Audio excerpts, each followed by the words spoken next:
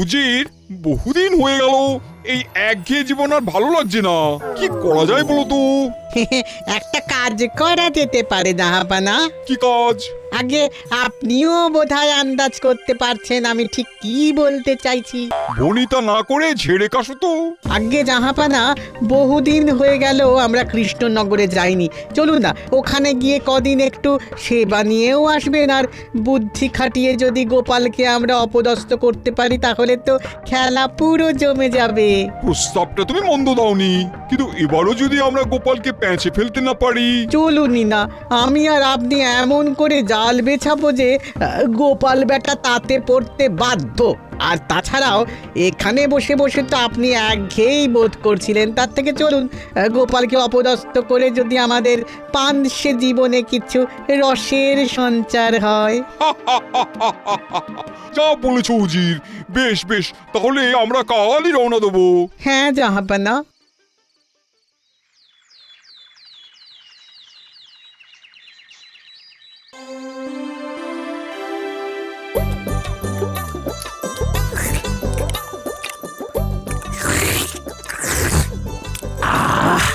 পায়েসটার কি স্বাদ হয়েছে মন্ত্রী! ও অসাধারণ, অসাধারণ!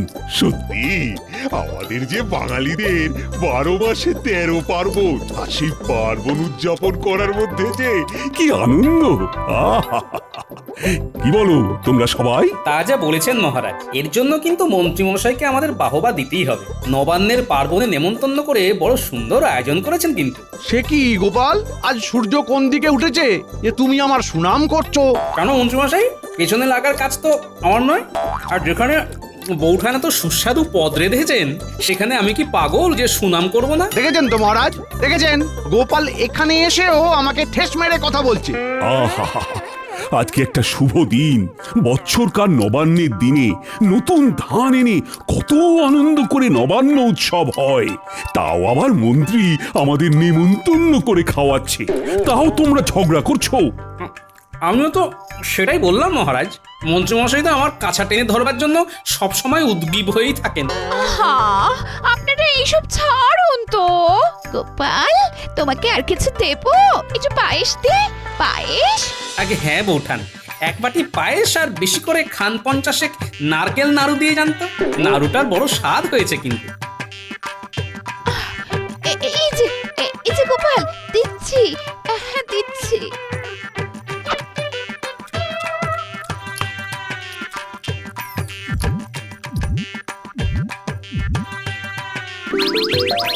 তুমি একসাথে এতগুলো নাড়ু খেয়ে ফেললে গোপাল, আমার তো ভাবলেই বদ হজম হয়ে যাচ্ছে। তবেই তো আমার নাম গোপাল। আমি যেমন খেতেও পারি তেমন ঘোল খাওয়াতেও পারি, কি বুঝলে?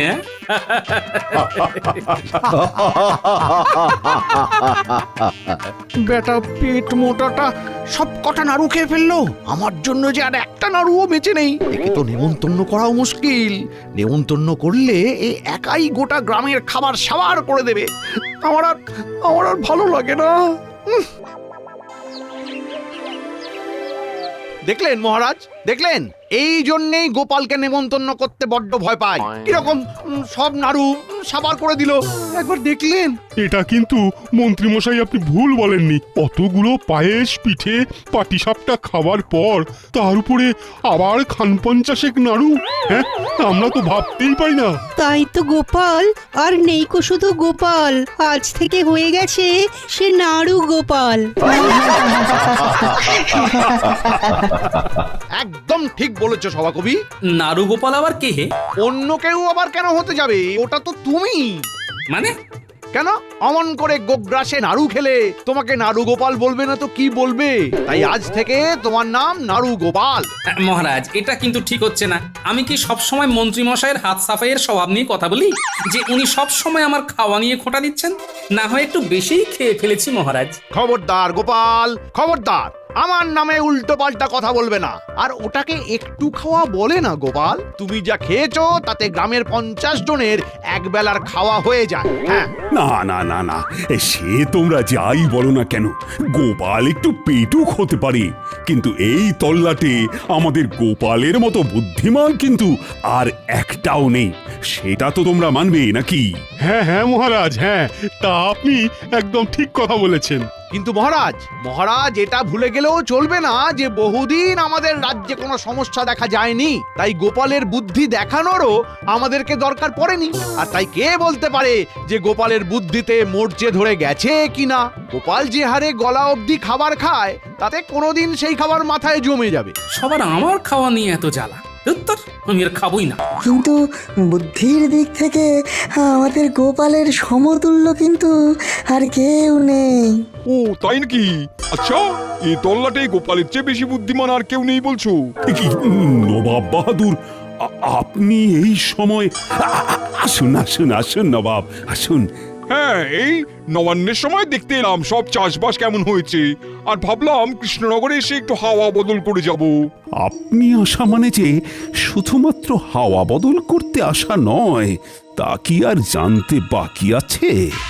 বাবা, হ্যাঁ নবাব বাহাদুর, নিশ্চয়ই। আপনার যতদিন খুশি আপনি ততদিন থাকুন।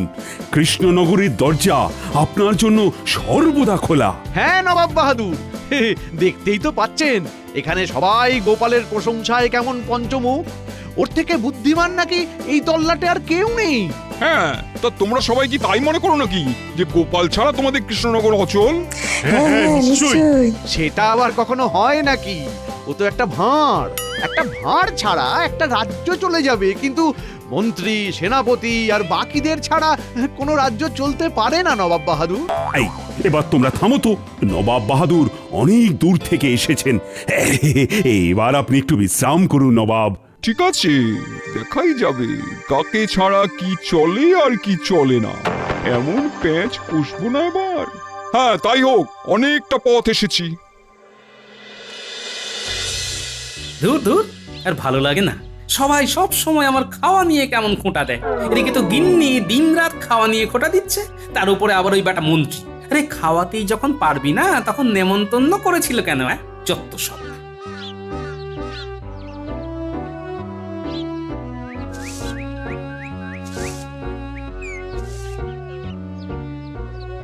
কি গো, আজ আবার মুখ করে আছো কেন? কি হয়েছেটা কি? আর বলো না গিন্নি, সবার আমার খাওয়া নিয়ে বড্ড জ্বালা, বুঝলে। আমি একটু বেশি খাই বলে আজকে কি অপমানটাই না করলো মন্ত্রী মশাই। বউঠানের তৈরি করা নারকেল নাড়ুগুলোর বড় ভালো স্বাদ ছিল, বুঝলে। সেই জন্য আমি খান 50 নাড়ু খেয়ে ফেলেছি। ব্যাস, তা নিয়ে রাজসভায় সবার সামনে আমায় কি অপমানটা করলো মন্ত্রী মশাই, সে আর তোমাকে কি বলবো বলো তো। তোমার যখন অত খিদে, তুমি আমাকে এসেই তো বলতে পারো নাকি? লোকের বাড়িতে অমন করে খেলে তারা তো দুটো কথা শোনাবি। তা আমি কি করব বলো, আমার যে খিদে পেয়ে যায় গিন্নি। শোনো, সে আমি তোমাকে যতই কথা শোনাই না কেন, মনে রেখো আমি তোমার ধর্ম সাক্ষী করা বউ। আমি মুখ ঝামটা দিলেও ঠিক আছে, তা বলে বাইরের লোকে তোমাকে যা নয় তাই বলে অপমান করবে, আমার সহ্য হবে না বাপু। হ্যাঁ, কাল আমি তোমাকে পোটলা ভরে মুড়ি দিয়ে দেব, খিদে পেলে এই একটু অল্প অল্প করে খেও। মাঝে মাঝে তোমায় আমি বুঝতেই পারি না গিন্নি। এদিকে নিজে আমাকে খাওয়া নিয়ে মুখ ঝামটা দেবে, আর কেউ কিছু বললে এমন করবে। আর তোমার বুঝে কাজ নেই। হ্যাঁ, নাও নাও নাও, এখন হাত মুখ ধুয়ে খেতে বসো দেখি।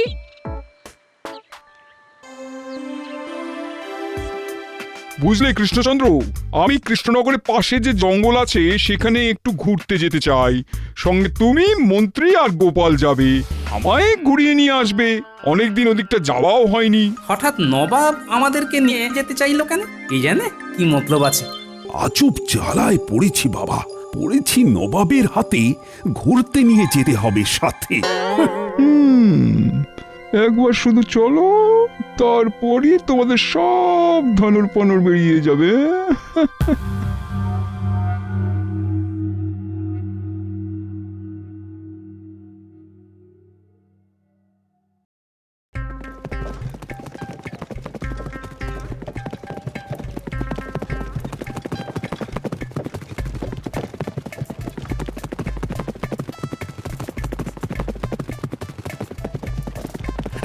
নবাব বাহাদুর, আর কত দূর যাবেন? মানে আমরা তো যথেষ্ট গভীর জঙ্গলে এসে পৌঁছেছি, আর এই রাস্তাটাও তো আর চেনা লাগছে না। এখানে কোথায়? এখনো তো আমরা আসল জায়গায় এসে পৌঁছইনি।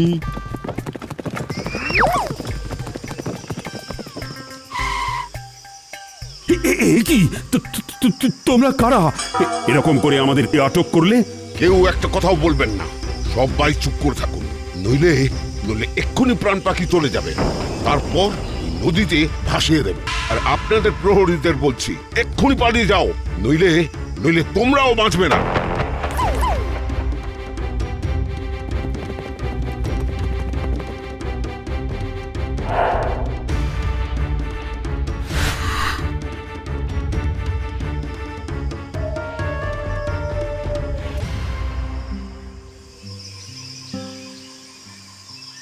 এবার ওদের চোখের ঢাকনা খুলে দাও।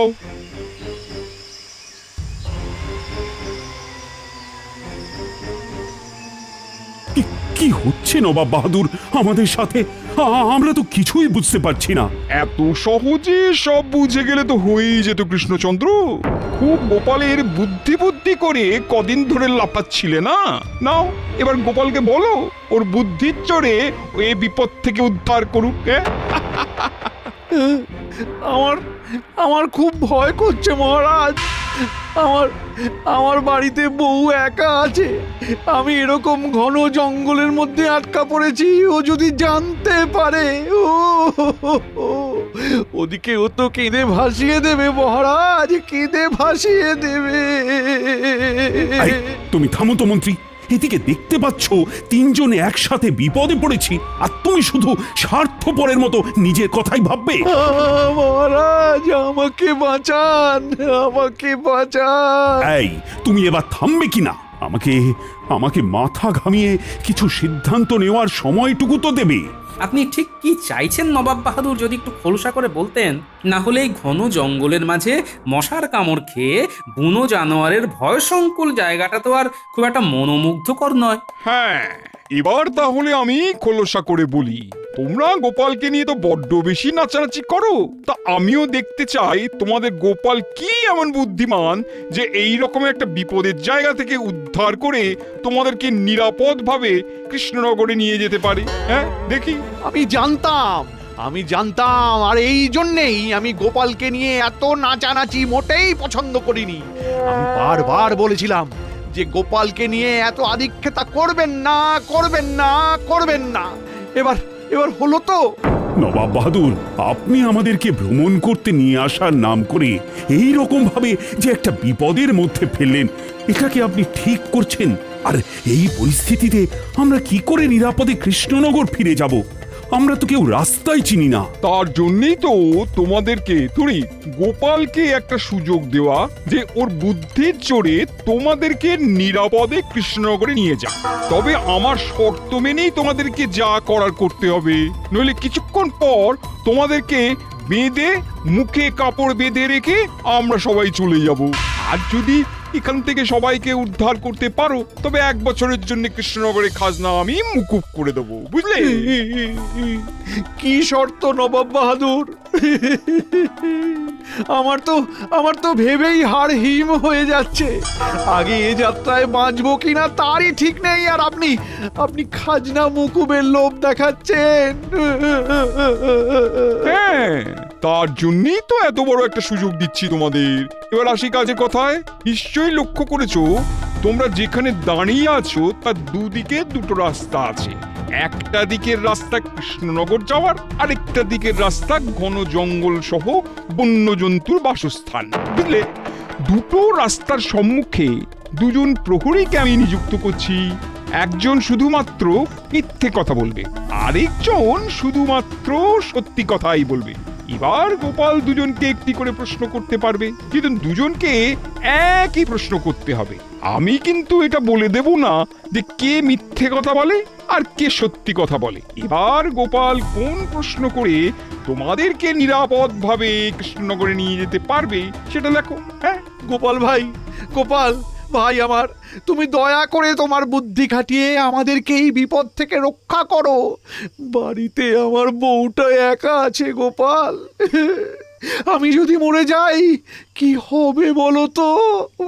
হ্যাঁ, আর আমার বউ তো তার অষ্টসখীকে নিয়ে একসঙ্গে আমার বাড়িতে থাকে, তাই না? আর তাছাড়া মন্ত্রীমশাই, আপনার তো আর আমার বুদ্ধির উপরে কোনো ভরসাই নেই। সেই কাল থেকে শুনছি আমি নাকি শুধু পেটেই খাই, আর আমি এত খাই যে আমার মাথায় নাকি খাবার জমে গেছে। এবার এই ভোতা মাথা নিয়ে আমি কি করে এই বিপদ থেকে আপনাদেরকে উদ্ধার করব বলুন তো? আমি পারবো না, ব্যাস। আমায় ক্ষমা করে দাও গোপাল, আমায় ক্ষমা করে দাও। আমি কখনো আর তোমার বুদ্ধিকে ছোট করব না গোপাল।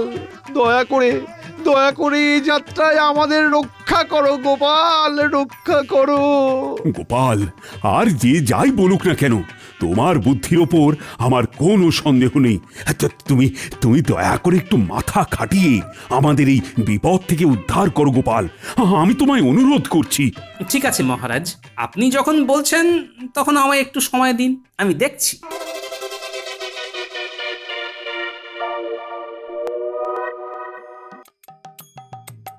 আচ্ছা, আপনি বলুন তো, আপনার সামনের জনকে আমি যদি জিজ্ঞেস করি কোনটা নিরাপদ রাস্তা, তাহলে উনি কোন রাস্তাটা দেখাবেন? আমি তো সব মিথ্যে বলবো। তাহলে উল্টো দিকটা দেখিয়ে দিই। ওই দিকে।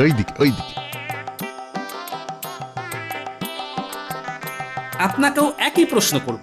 আপনার সামনের জনকে আমি যদি জিজ্ঞেস করি কোনটা নিরাপদ রাস্তা, তাহলে উনি কোন রাস্তাটা দেখাবেন? আমি তো সব সত্যি কথাই বলবো, তাহলে সামনের জন তো বিপদসংকুল রাস্তাটাই দেখাবে। মহারাজ, পেয়ে গেছি রাস্তা, চলুন এই দিকে। তোমার জবাব নেই গোপাল, তোমার একেবারে জবাব নেই।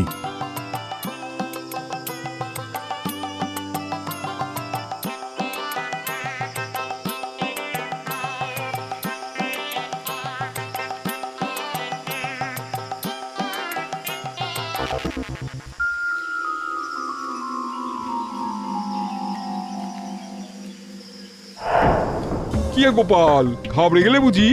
যা সাহায্য করার তা আমি কিন্তু করেই দিয়েছি, প্রশ্ন করার সুযোগ দিয়ে। আর তো আমি কোনো সাহায্য করতে পারবো না। আপনি আমাদের সাহায্য করুন চাই না করুন, আমি কি শুধু তার ভরসায় থাকি নাকি নবাব বাহাদুর? সত্যি তো, এই রাস্তা দিয়ে যখন আসছিলাম তখন তো তোমার চোখ মুখ বাঁধা ছিল, তুমি ওই রাস্তা চিনলে কিভাবে? চলে আসুন পেছন পেছন। কি হলো? এটা কি হলো? হ্যাঁ, আপনারা যতই আমাকে অপমান করুন, ভাঁড় বলে হেলা ছেদ্দা করুন, বুদ্ধির সাথে গোপাল আরো একটা জিনিস নিয়ে চলে, সেটা হলো বিচক্ষণতা। মানে আমার তো কিছুই মাথায় ঢুকলো না জাহাপানা। আমারও না। মাটির দিকে তাকিয়ে দেখুন, কি দেখতে পাচ্ছেন? এ কি, এই মুড়ি কোথায় পেলে? দিনের বেলা গিন্নি আমাকে আমার খিদের জন্য এক পুটলি মুড়ি বেঁধে দিয়েছিল। আমার খুব খিদে পেয়েছিল, তবুও আমি সেই খিদে সম্বরণ করে বিপদের আন্দাজ করেই মুড়ি ছড়াতে ছড়াতে এসেছিলাম। কারণ আপনি তো আর এমনি এমনি কখনো আমাদের কৃষ্ণনগরবাসীকে হাওয়া খাওয়াতে আসেন না, নিশ্চয়ই কিছু মতলবেই আসেন। কিন্তু তোমার তো চোখ বাঁধা ছিল। বুদ্ধিটা তো বাধা ছিল না উজির মশাই, সেটাকে খাটিয়েই কাজ করেছি।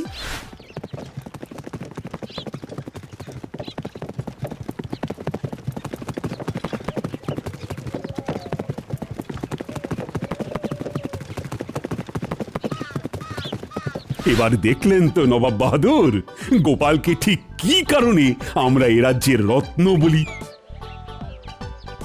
আপনার শর্ত মতো আমি সব কাজই করেছি নবাব বাহাদুর। এবার নিশ্চয়ই 1 বছরের খাজনা মকুব করে দিতে আর কোনো সমস্যা নেই। না, বলেছি যখন তখন তো মুকুব করতেই হবে। তোমাদের 1 বছরের খাজনা আমি মুকুব করলাম। চলুন জাহাপানা, আমাদের আর এখানে থাকাটা মোটেই শোভা পায় না। ও, কৃষ্ণনগরের মহারাজ, মন্ত্রী এবং তার রাজসভার সদস্যকে বন্দি করে মেরে ফেলার হুমকি দেওয়াটা মুর্শিদাবাদের নবাবের খুব শোভা পায়, তাই না উজির? উজির, চলো চলো চলো চলো বলছি, চলো এক্ষুনি এখান থেকে। আর মুখ দেখাবার মতন কোনো মানে নেই আমাদের। চলো চলো।